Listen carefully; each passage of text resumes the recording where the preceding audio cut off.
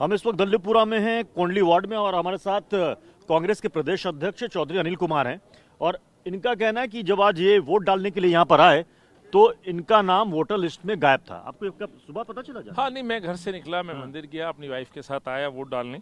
और वोट डालने के लिए जब अंदर गए तो पता चला कि मेरी वाइफ की तो वोट है, लेकिन मेरी वोट शो नहीं हो रही है, ना डिलीशन में है ना वोटर लिस्ट में है। तो यहाँ काफ़ी पूछताछ की, लेकिन संतोषजनक जवाब नहीं मिला। मैंने फिर इलेक्शन आयोग में वहाँ मिस्टर कांत जी हैं, उनको मैंने कंप्लेंट भेजी, अपनी बात बताई, तो उन्होंने मुझे अभी भेजा है। इसमें कहा जा रहा है कि आपकी वो शिफ्ट हो गई है, reason for objection and deletion shifted. ये मेरा वो पार्ट नंबर 174 है, अनिल कुमार है। तो ये बताया जा रहा है, लेकिन सवाल ये है कि मेरा कार्ड है, मैंने पार्लियामेंट में वोट दिया, विधानसभा में वोट दिया, और आज मैं यहाँ पहुंचा तो वोट नहीं दिखा।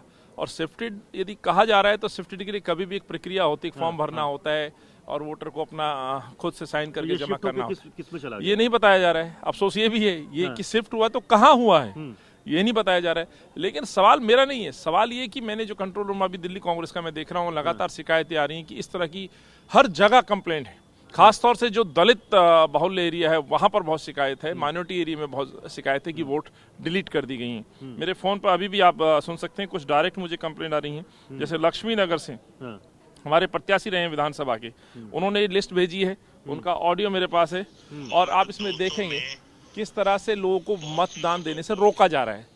तो एक बड़ी साजिश है, 100% है, मैं दावे के साथ कह रहा हूँ। कौन कर रहा है साजिश? भाजपा, ऑफ कोर्स भाजपा, लेकिन अरविंद भी चुप है।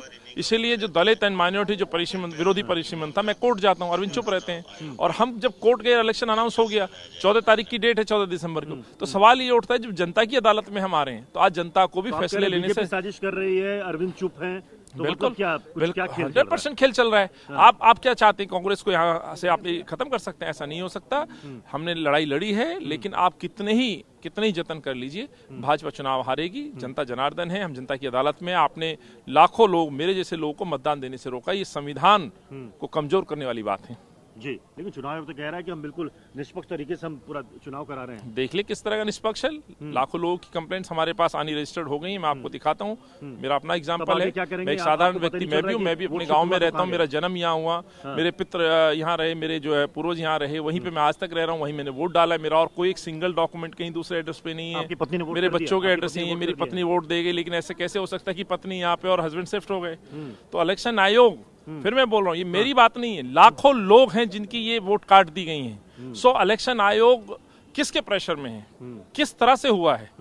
और मैं बार बार बोल रहा हूँ कि चुनावी हार टालने के लिए भाजपा ने परिसीमन कराने की बात कही, सीटें कम कराई गई और चुनाव टाला गया। चुनाव के दौरान भी मैंने देखा किस तरह से बीच बीच में डिस्टर्बेंस पैदा की जा रही थी।